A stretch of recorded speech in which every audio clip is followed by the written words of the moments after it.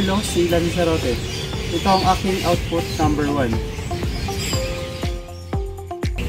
Ano nga ba ang leadership values ko bilang isang leader? Una ay respect.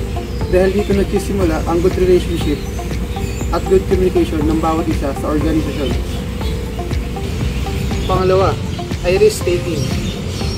Bilang isang leader ay ako isang risk taker. Kakayanin kahit na mahirap basta sa ikakabuti ng organisasyon ko. Pangatlo, transparency. Isa ito sa importanteng katangian ng isang leader sa organisasyon. Dahil dito ay nagbibigay itong linaw sa bawat isa. Panghuli ay trust.